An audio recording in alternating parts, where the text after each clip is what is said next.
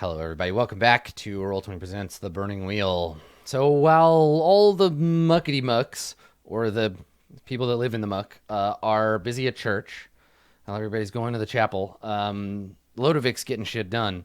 So, Yeah. you've just instructed the goons that make up your house security to make sure your bodyguard doesn't leave the house to go and pursue his own redemption. While that's happening, you want to go down to the weird part of town and meet with uh, somebody weird. Yeah. Okay, Mr. Peter. Mr. Mr. Peter. Salt. Good Salty friend. Pete. Salty Pete. Okay, Oh, so saltpeter. so Okay. you don't the guys that are employed, your contractors, your security contractors, they're not employed to like hang out with you in town, right? They don't follow you around on missions. They protect your house. Um, so what are you gonna do to assure your security? You know where Saltpeter's shop is supposed to be, so you could just Yep. go there. I don't want to get kidnapped. Yeah, let me just roll on the random kidnapping table. You've got so much Um, money, even if you did get kidnapped, you just buy your way out with your own money in your pockets. well, yeah, that's what we tried to do the last time with the sister. They asked for like $1 gajillion. Um, yeah, I just say to one of them, come with me, make it worth your while. Won't take long. Like she, it's a woman, one of the house guards. She looks at you, and she kind of raises an eyebrow. It's like, look, you're employed to protect the house because I'm in the house. When I'm not in the house, you can follow me. Surely. Surely this makes sense. I'm not here to make sense, sir. I'm here to make sure no one hurts you in your home. It's safer if you just stay in. We can send someone for whatever you want. Unfortunately, I don't think this man will take kindly to being summoned. He seems eccentric from what I've heard. We can be very persuasive, sir. Yes, but that's not the tact I want to take right now. No, I'm sure Katerina will understand. And after all, Truth said you're my people now. Doesn't it make sense that I can change the orders slightly? Especially if we both benefit from the situation. She gives you a look like, go on.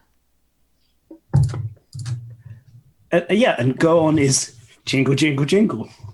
So are you doing it that like aggressively? Like, come on, idiot. Like you're trying to get a dog to like come back inside. I You want a don't know treat? what You want a really treat? what else to Fucking say. mercenary, let's go. Yeah. I mean, you It's can. either a persuade or I just bribe her. Yeah, I think in this case, a bribe is. Yeah, you tell me how many cash dice you want to offer her, and then we make a roll.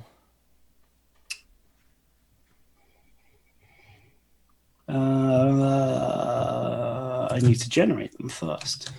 Um, So you're like, oh come on, and like patting yourself down. Where's my money? Here we go. where's my monies? Um, yeah.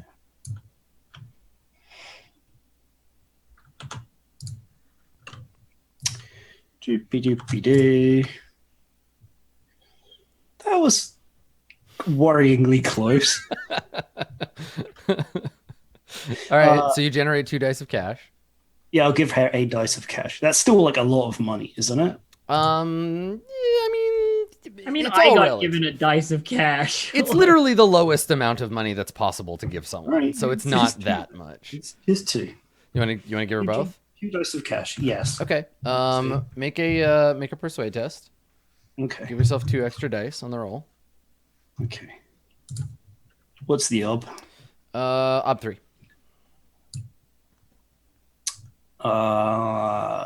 She's not a peasant.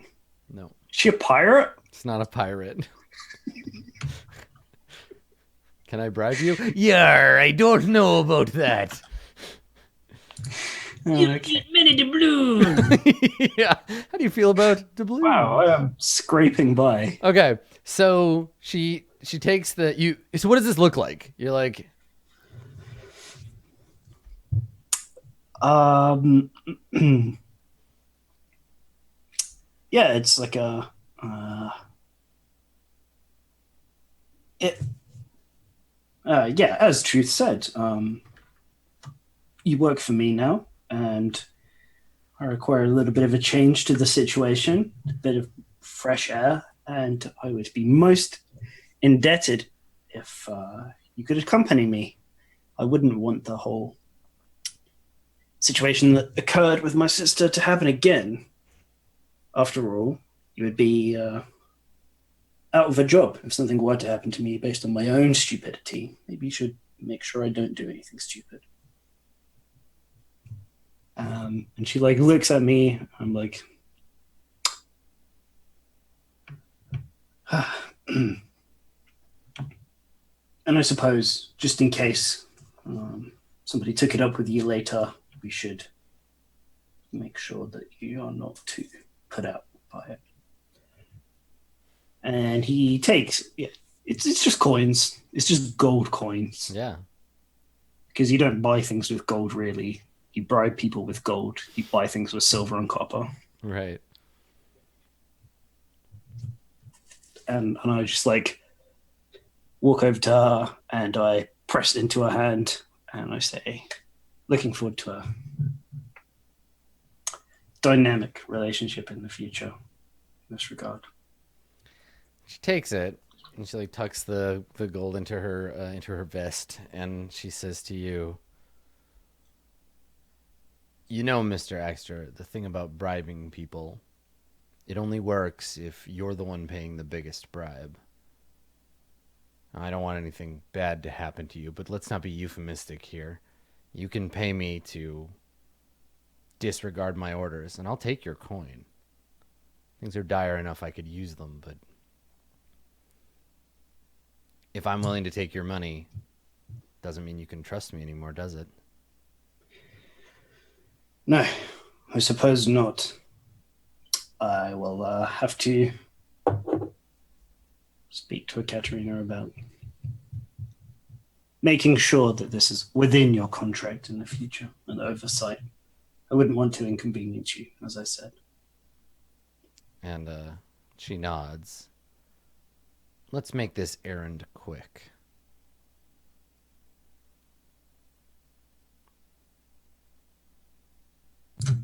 Yep, of course. And then we make our way down to whichever district it is. I think we did decide what the district was, but I don't know they've got named or whatever. Yeah, it's like a weird bad part of town where he can operate without, like, this is the Dr. Frankenstein thing, right? Where he's just like, if someone sees him, carting a bunch of corpses home, no one's gonna be like, we should call the police.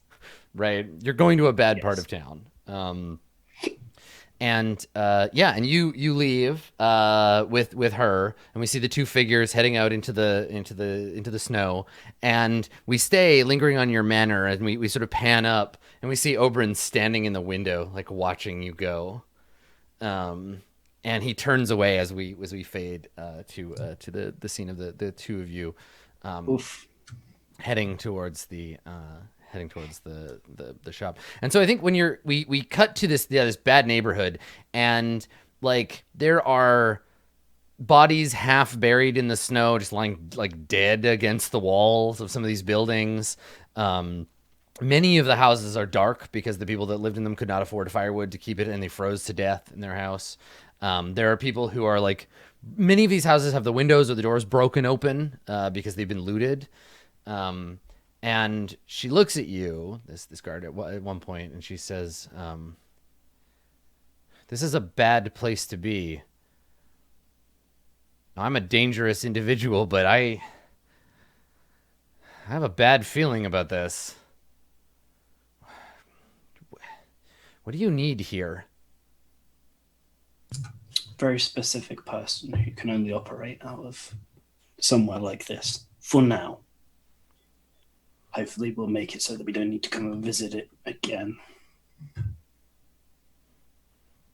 And and so she just kind of like steals herself, like pulls her like scarf up around her face, like checks her sword is like easy to like draw, and nods, and she says, "Let's make this quick."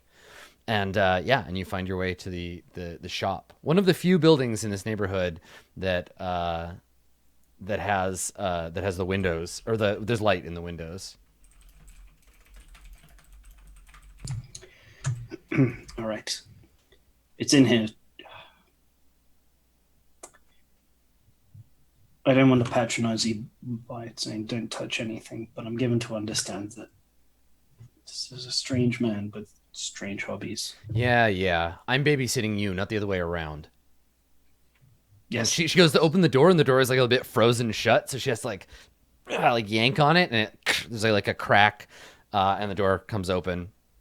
And yeah, all sorts of strange smells waft from within as the two of you enter. And the shop is, as much as I described it before, a mishmash of strange objects and curios, skulls of unusual animals, bottles and vials of powders and poultices. It's very much just like a strange curio shop from what you can see. And in you go. Yeah. I don't suppose you remember who originally told me about him, do you? No, I do. I was trying to think of this as well. I was definitely told of them. Yeah. By someone. I mean, I think at this point you can say like someone told me about you if you need to use that as like an introduction. Yeah. We can imagine Lodwick remembers who it was, but it won't. Sure. It shouldn't change things too much, I don't think. Okay. Yeah, I think it might have been Tobor who. Let's go with that. I think it was him, because Tobor's the only guy that really like, collected information for you. Yeah, good old Tobor. If Lodwick had remembered that, maybe none of this would have ended up happening. If he was like but whatever. No, it's fine. Your guard does the thing where she posts up at the door and she puts her back to the door so that if anybody else tries to come in, she can block it and be like, "Business closed, fuck off." So you won't be interrupted. And you come inside, and you can hear someone whistling in the back. You just hear this kind of tuneless, like whistling coming from the back room. And I look around and expecting it to like be the kind of shop that I would frequent. I look for like a little service bell or something. Yeah, like, there's a counter, but it's piled up with papers and scrolls. There is a gold painted wooden like shepherd's crook lying on the desk. It's a whole thing. Mr. Saltpeter? The whistling stops.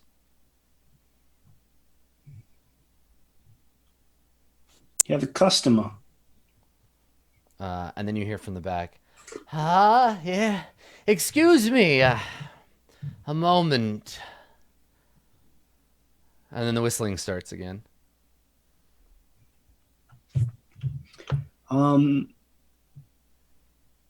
I look around and see if he has anything that I think is like valuable, I guess. Look for a bargain. Yeah, I don't know that you see any of these things as something anyone would want to buy. Like it's either junk or doesn't make sense or is like a little unsettling. Okay.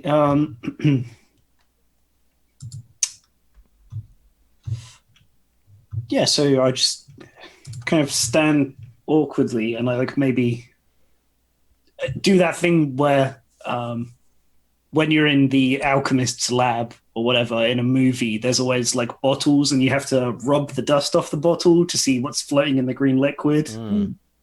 something pops out at me and I go, Yeah, right. the whole thing. Yeah, so you get startled by something, and then you turn around and you see suddenly the old man. You see the wizened form of Saltpeter, and he's wearing an apron. He has a pair of leather gloves tucked into the front pocket, and he sets a leather book down on the counter on top of some other stuff. You glance down at the book. It's bound in a dark red leather, and it's burnt. There's like a burnt brand on the cover of the shape of a 5-spoked wheel. And he like puts that down, and then he looks at you, and he says, I'll make an Arcana check. "Yeah, right." He says, "Mr. Axter, I presume." Ah, yes. I'm glad our mutual friend let you know that I would be coming. He says, "Tobor has had many things to say lately, though I think his tune has changed somewhat."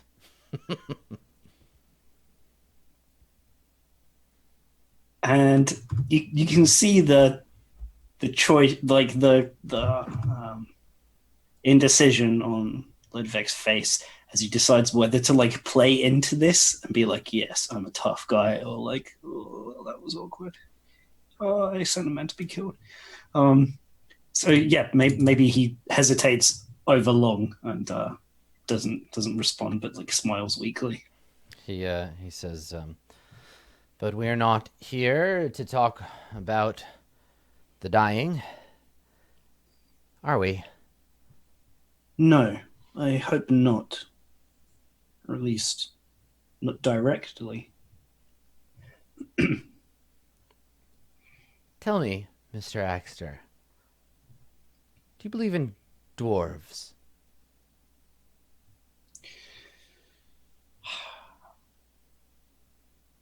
Back where I'm from, they say that the Lapis Federation was founded by a family of dwarves. Only such creatures could have been greedy enough to create a concordance of merchants so successful. It's hogwash. Utter hogwash. Everyone knows dwarves hate boats. It doesn't make any sense. Well, that makes sense. Men Well, go then looking that's- for their treasures, nonetheless. Digging holes in the ground, searching for hidden gold. Desperations of the lazy and the uncreative. The rest of us make our fortunes, don't we, Mr. Axter? Yes, I'm glad we're of a mind in this, actually. Makes me think you're the right person to come and talk to you after all. The right person. Perhaps. Sometimes.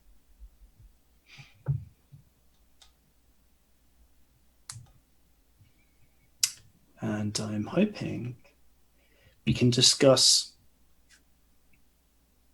Well, Tobor mentioned that you dealt in ideas, projects, inventions that might prove useful to me and what I'm hoping to do in the city. I am a conjurer, Mr. Axter. I take the things of dreams and make them real. Now, tell me, Mr. Axter, are you coming to me with a dream or a nightmare?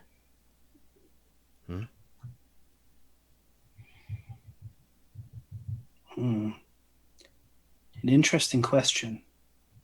And I suppose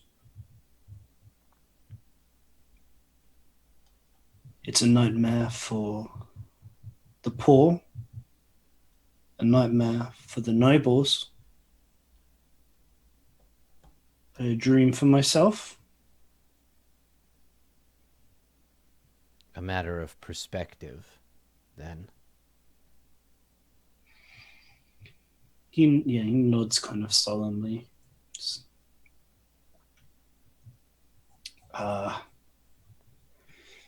Yes, well, we all think we're doing the right thing.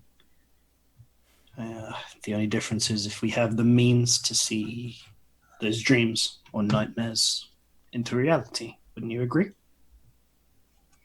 Reality is a complicated concept, Mr. Axter. How can we know anything that we see is real? Perhaps we're all living in someone else's nightmare. A mad monk, maybe. Well, then I'll thank him if I ever get the chance to meet him for dreaming up the piles of gold I could lavish upon you and your works, should they prove useful. And perhaps you should too. So you've come to make a deal, then? I hope so. And what have you brought me?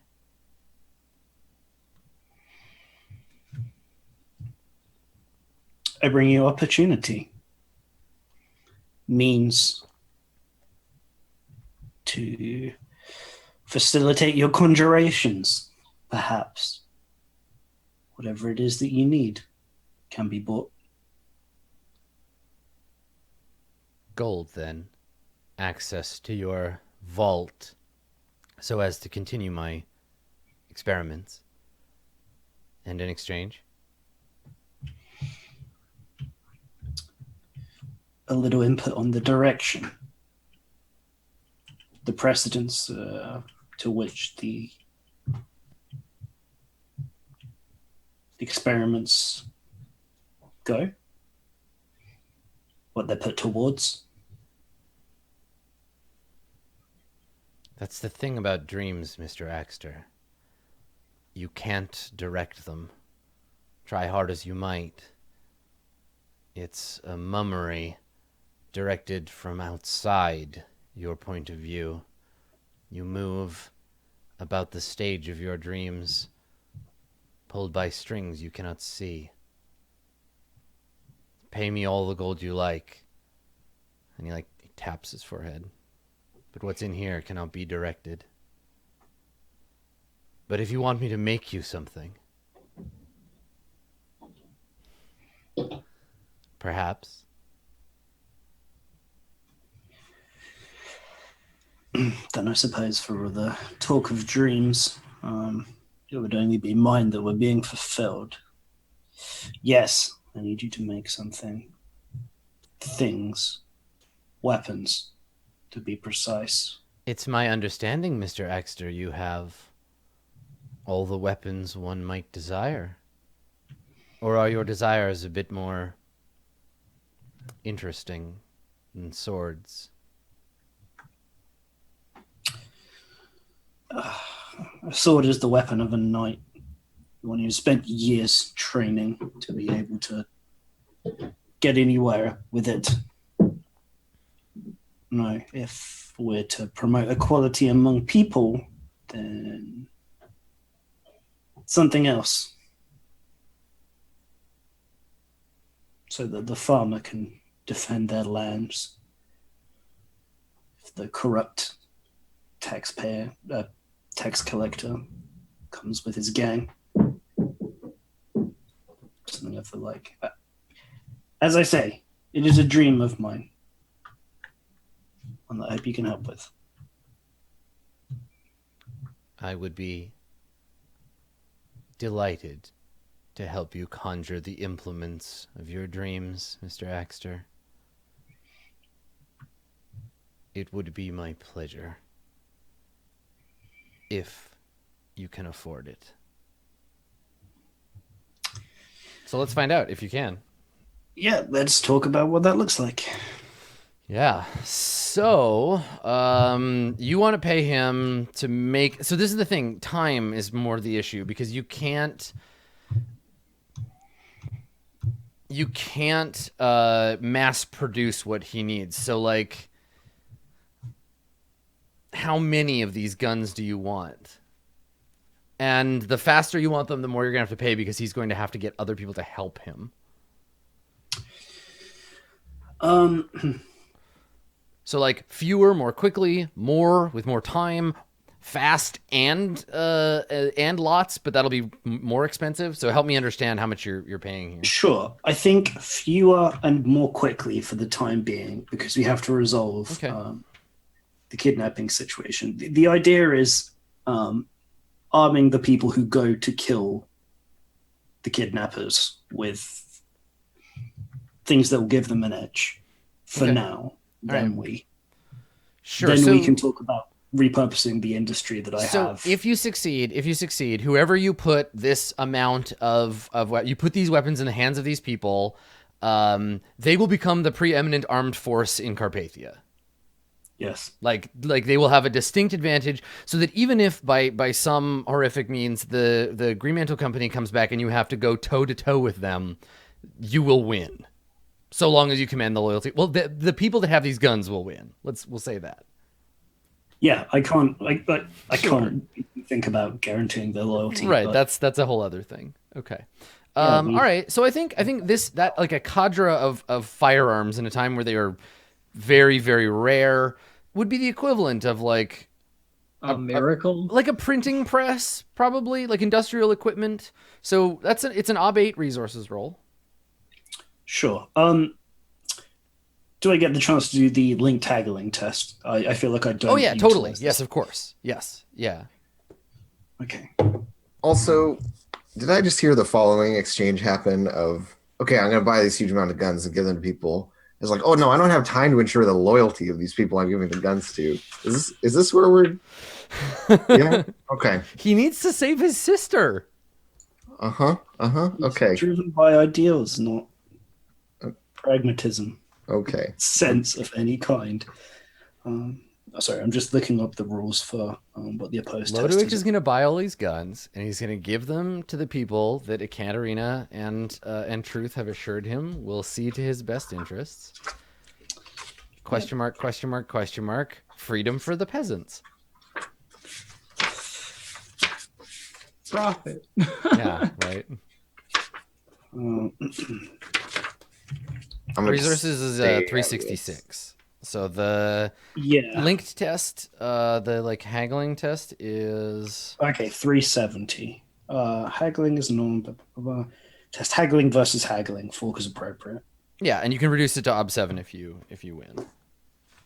Yep. If the buyer wins, he may reduce the price of the item in question by one obstacle. It's not a graduated sort of thing. Right. It's just one or none. Okay. Yep. Okay. All right.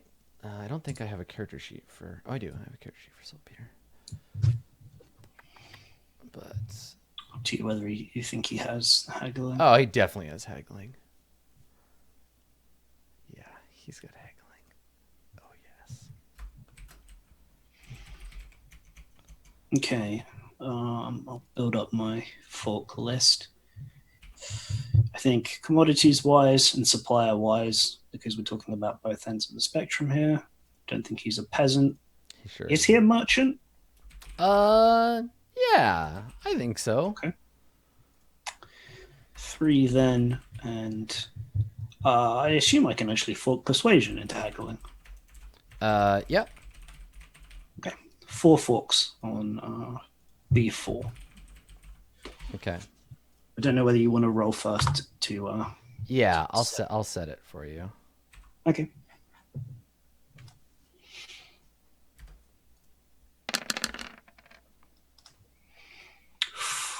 Well, he's rolled exactly the same things as me. This is going to be a difficult one. Not quite exactly. No. The things he has rolled corruption. Good. Yeah. It's a shame when being the main proponent of it and other people, you can't do it for yourself. All right. Big money. No whammies. Would you like to spend a fate for that 1/6 that you have?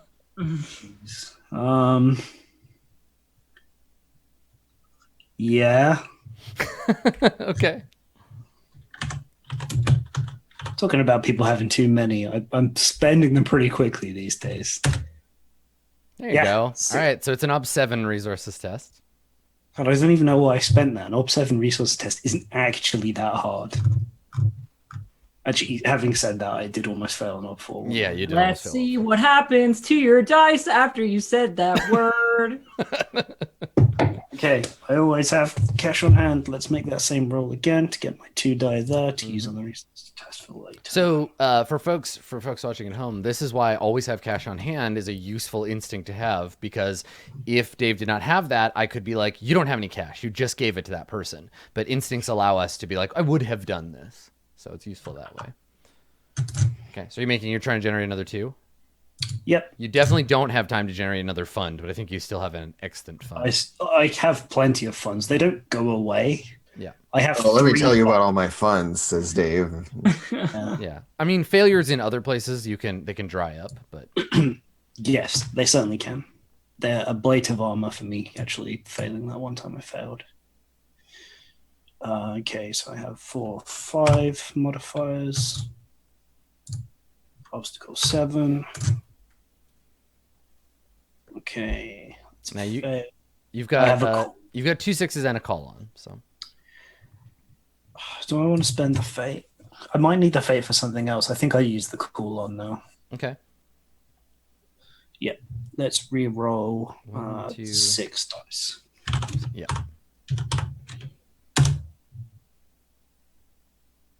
There you go. Only just. Yep. So you got 8 against Ob 7. So you and Saltpeter make a deal to equip, and I'm thinking no more than like a dozen men, but that's a dozen more guns than anybody else has, or like 11 more guns than anybody else has. Yes. I think that the merchant that had the guard that had the guns that shot Agatha in wolf form has probably fucked off from Carpathia already. Absolutely. It's like, this is not a good place for me to be. I'm gonna leave. Cool. Yeah. Okay.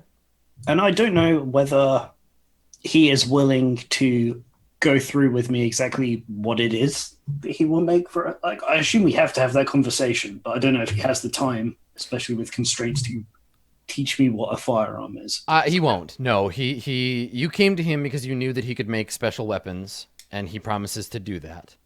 You wouldn't understand even if he explained to you. He may tell you like that he creates something that is, it spits fire and can throw a piece of metal faster than any crossbow. But like, he essentially just is like, no, I'll handle it. I'll give you the deadly implements that you need. Notably, the thing that makes guns special is that they can mess up the tools of the armaments of the wealthy, aka knights and castles, are what guns are really good at fucking over. Yeah. You're not making cannons, but you're making guns that will, like, any person, like untrained goons, can use to kill people who are above their station. Yep, it's accessibility and puncturing plate armor. That's why they're so useful. Yeah. Cool. Okay. Ooh, did a bad thing. So he promises that he will have these things for you soon. That he will use. And if they perform well, there can be great opportunities in your future. I think working together to get more of these when you have more time. And he smiles and he says, "Mr. Axter, I'll use your gold to make these implements for you. You don't have to promise me further opportunity with honeyed words. I know you'll be back."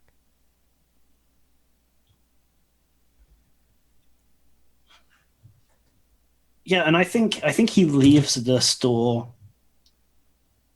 very much with a mixture of like relief that it went well, and also feeling like he was completely outmatched in terms of being able to say things to him to get him to do what he wants in business. You got exactly what you wanted. But somehow you feel like you still like lost that like you came out the loser there. Yeah, totally. Yeah. Okay. Cool. So feels used, and that's not what he's used to. Yeah. So you head out. Meanwhile, back at the church, Alessandra, you've fled to the top of the stairs, and I think you bump into the king. You get to the top of the stairs and like just run into him. And he starts and like backs up, and the two of you kind of have this collision. And he looks concerned, and he's alone. Alone. He's with the Lady Protector because he always is.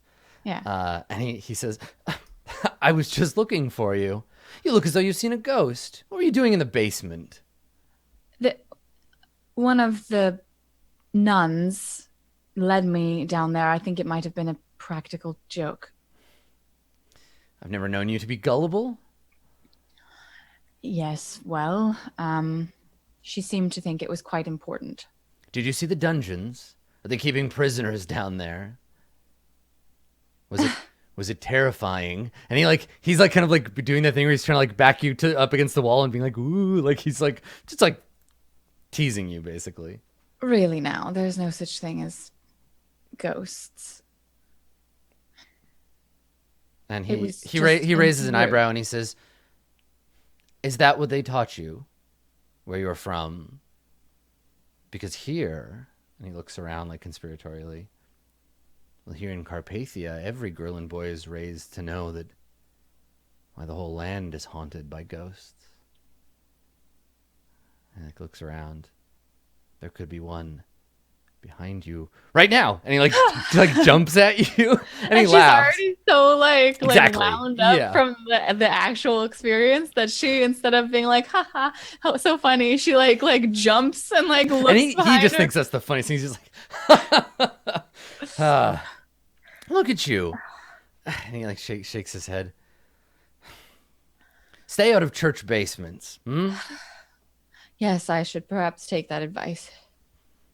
Oh, and she like puts the torch back in the sconce, very carefully so as not to like burn herself. And turns back to him and says, "What is it that you and Robillard have been discussing so avidly?" Your uncle is a fascinating man. I had thought when he first came to Carpathia that he was just another puffed up member of the church. You know how these Westerners can be. And there's a pause for like present company excluded, but he doesn't say it. And yeah, she like strains up her back a little bit, like, yes, Westerners, I'm right here. They came here in droves with their books and their scrolls and their dogma. Frankly, I couldn't wait for the whole conclave to just be over. I suppose I got my wish, though not the way I would have asked for it.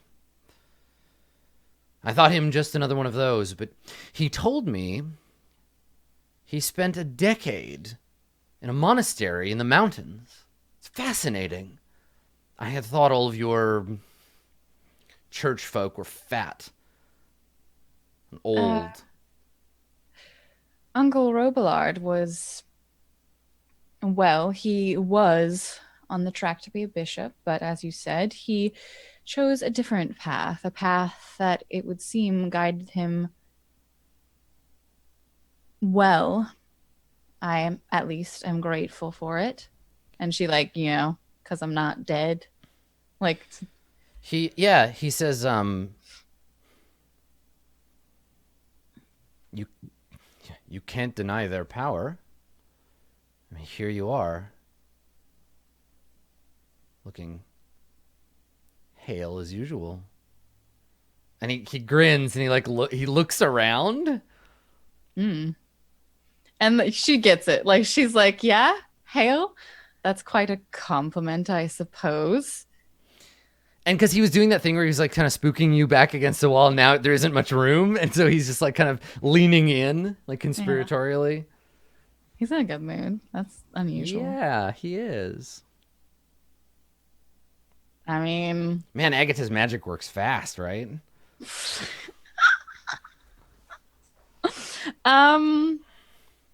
Yeah, is there like, this isn't D&D. I can't like insight him into like, why are you in such a good mood? No, but you sure can. Like, maybe she I think that she would recognize the little like flirtatious dance that they're doing, and I think that she would like a little bit like less scared now. Like she's calmed down a little. She would look up at him and be like, "What's got you in such a good mood? I wouldn't think that churches were what." And she like doesn't say like turns you on, but like that's the like end of the sentence. Like, really, is this your kink? Like churches, but all he right. misses the subtext part, the like sex part, and he says, "Of course I'm in a good mood. It hasn't been safe to set foot in a holy place for some time. That's another thing you'll never understand about us." He looks around. "We feel most at home here, in the presence of the divine." Safe. Yes. The crown gets its power from heaven directly. I thought you were better versed in scripture than that. I was taught, as were we all. I can imagine. And he scoffs and he says, "Elisandra, the young lady, I bet you are miserable." You don't remember. And he looks at you and he shrugs. Youth is a busy time. Yes, well. And like there's this whole like, right. Remembering back when like I failed to woo a king. Yeah, you're like, you don't remember? Because like I was Back around when you. yeah. Yeah, Like and he's like, nope, I just remember all the other hot ladies they're trying to get with me. Fuck you, dude. Yeah, so is there like there's no one around, but we're just like at the top of the stairs leading down to the basement. And Elf, anytime you want to be like, I come back from being downstairs, you can stumble into or walk into this scene. Or you can be listening around the corner. I feel like with the church and stuff like that, like I've done the bits that I really want to do in there. Mm-hmm. I feel like my conversation with Agatha takes a little longer than it actually did, if you know what I mean. Okay. And like the rest of the church stuff, like I leave to Alessandra. Okay. Yeah, sure. Okay. Scene, because the next thing I want to do is talk to Katerina. Yeah, like, that makes sense. The okay. next thing. So let's yeah, we can skip forward. Like... Yeah, so he basically let's close this scene and then I'll describe the next thing that happens and then yeah, so he says to you, maybe Emma like clears her throat, and he turns and he says, "Ah, yes, the Lady Protector, thank you. We have business, Alessandra, as guardian of the court. Everyone's going to expect that you be with me for this. There is a performance. Your uncle would like to say a word or two." Of course. And like I think that she like looks around for a second, like where's that nun with Neculi? Yeah, and I think he just like takes your arm, like stop looking around. Come on, let's go. And he says to you, he's like, "Come on, perhaps next time you can show me the dungeons." And he kind of drags you back out. Yeah, I go. And the next scene is everyone gathered in the central like room, and there's singing, and then Robillard addresses the crowd, and he says,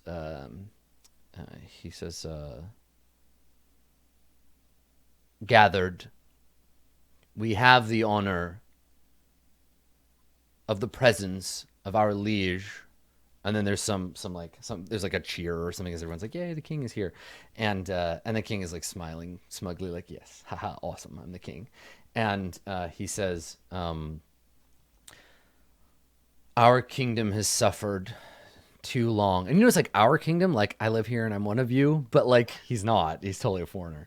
Our kingdom is less one of them than I am. Exactly, has suffered too long under this unnatural winter. And there are those who believe that Carpathia has been cursed, that this is the product of witchcraft. And there's like whispering in the crowd, like, "Oh no." And he says,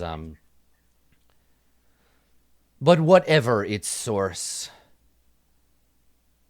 the choir of heaven's angels puts before us challenges, obstacles in the path from our fallen fate to our ascendance at their side.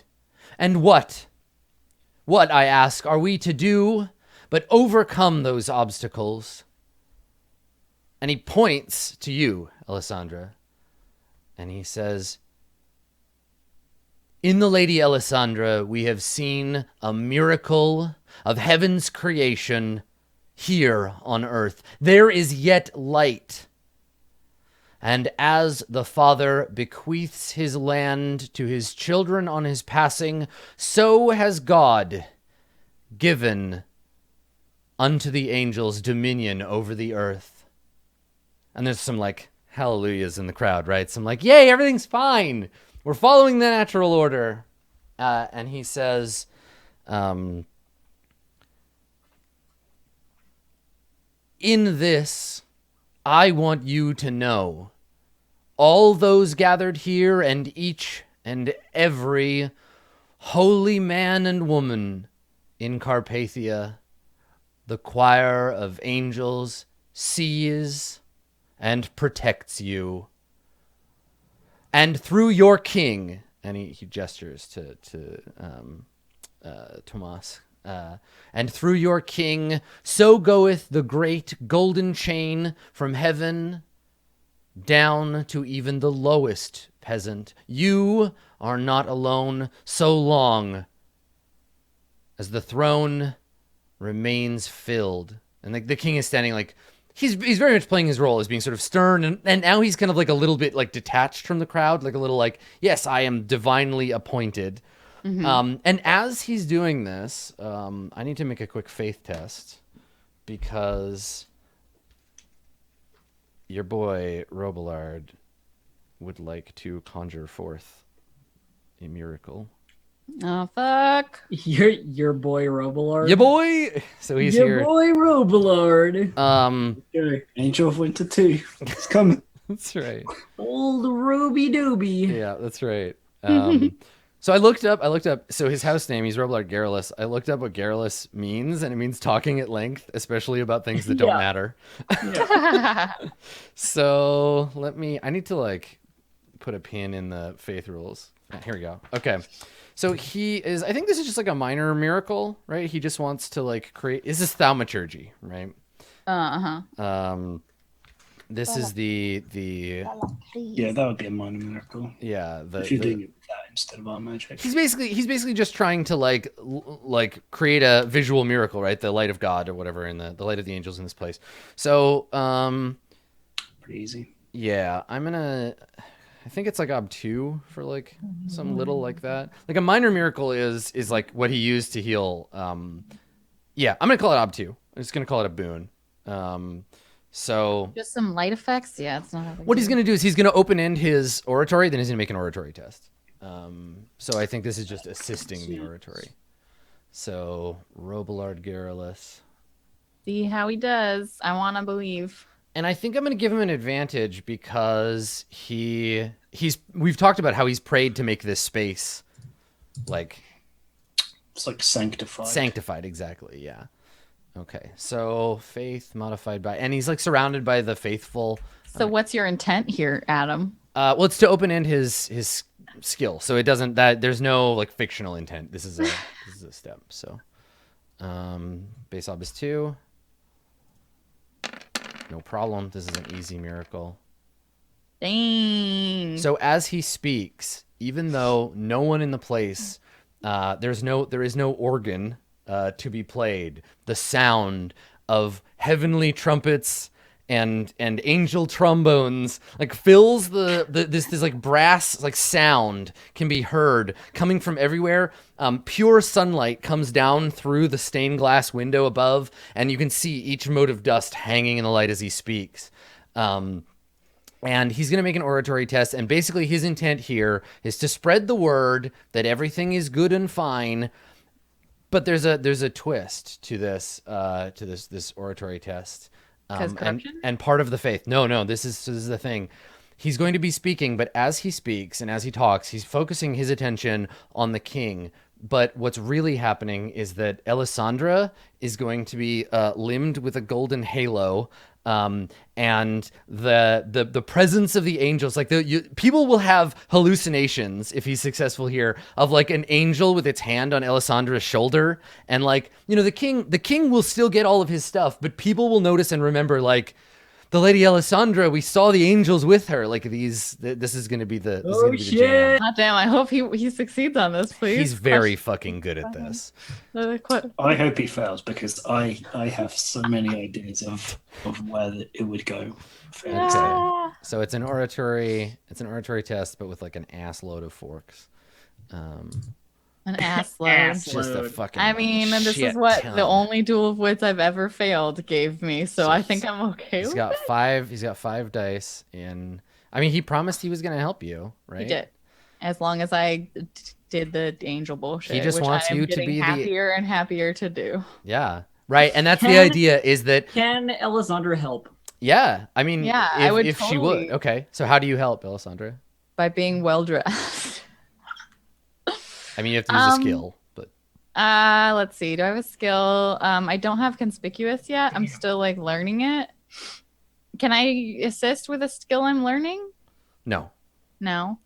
I don't think I have like any good skills for like helping with this particular thing. If I had conspicuous already, If you had conspicuous, yes. You should But- sing. You should sing, and he I don't can have harmonize sing. the angels. She doesn't I have don't sing either. Oh, Yeah, No, I maybe don't you really can't have help. anything So I that guess can you're an unwitting participant in this, which actually works really well too. Okay, so he's gonna make his oratory test, and he's gonna let's see what other skills are important. He's gonna fork in doctrine. yeah, I'll Symbo- just use He's seduction. gonna fork in doctrine, symbology, ritual, churchwise. persuasion. He doesn't He actually. has Oh, he has suasion. Yep, suasion. And then also like soothing platitudes, because this whole speech is about like everything's fine. Yeah, that's So it's rolling, adding 6 dice, and it's open ended. God damn. Um, Drobelard's got so Is many life that- paths. Any of the characters present, is there anything at stake for you here? Is there like an ob to touch? you I mean, hearts? Elisandra, if like he's rolling against everyone in the crowd, including you and yeah, I think Joy is exempt from this because I think you slip away, right, Joy? Like you've said Yeah. you're not part of this scene. No, so, I'm out. So You're like, Joy I is learned just there was a elsewhere. witch, and I'm gonna go tell Ekaterina. Yeah, that's that- why when he said like, and God, whatever, no one in the crowd was like, ha. Yeah. Yeah. Cool. Okay. So everyone with a will of wow, not a great roll, but everyone with a little 4 or Does lower. he have any? Can I give him my fate? No. He has points, but he doesn't have any fate left. There were no 6s anyway. Yeah, no 6s anyway. But that's okay. Well, 4 is still quite good, right? We've That's established every that average person. the average person is like 3 or lower. So I don't know, Elisandra, this is theater to you. Yes. Like you're not convinced of your own divine Probably authority because in I this can't scene. see what's Right, happening. exactly. Quite. And the king is level 5, right? Or 6. Yeah, the So king is also not convinced, but he probably talked to the king first and was like, "Sire, I'm going to like talk to them and we're going to convince them and stuff." And they don't see the miracle. They're part of it. Yeah. Yeah. Let me check his traits to see if he has Yeah. anything. Does he have for any this. call on for oratory? His traits are. Let's see. I would love for him to sweep the crowd away. Is my thing. Oh, he already has. Yeah. Well, I mean, but like also me. Let's see. So these are character traits. He's got learned, domineering presence, imperious demeanor. I don't think those are call-ons for oratory. I don't know. Let me take a look. Yeah, what's the Lady Protector's will? I don't think it's that high. I don't think I burned her up, but Yeah, I thought you did. No, maybe you didn't. no, I didn't. She's got a will of 4, so she believes it. Yes. And she wants to anyway. Like this is just, but she believes that there's something divinely special about you. So maybe she starts hating you less, or hates you more and hates that she hates you. Maybe she hates herself for that. She's a complicated lady. Okay, so imperious demeanor. is a call on for circles when dealing with anyone of lower rank or station. And then domineering presence, I think, is for intimidation. Interrogation, yeah. Domineering presence once per. Oh, it's a duel of wits. This is his like, shut up, I get to go first in the duel of wits. So anyway, it works on the people that he wants them to work on, and people will remember seeing that the undercurrent was that the Lady Alessandra, like your divine miracle shines through, and everybody will remember that, and that's kind of where we end. Is this like the light coming down on Alessandra and on the king, and like the two of you together in this miraculous moment, this vision, right? This is a step towards people forgetting the queen, but it doesn't work on the king. The king still deep in his heart, it's like, but I love my queen. I swore an oath. Get fucked. That's your job to like detach him of that. But yeah, there's this Renaissance tableau of like an angel coming down and like the fucking seraphim choir and stuff. Yeah, and we fade out on that scene. So let's grab a break there to get us more caught up. And when we come back, Joy, I want to see where you slipped away to, and then I want to give Agatha a chance to fiddle a little. So yeah, stick around, everybody. We will be right back.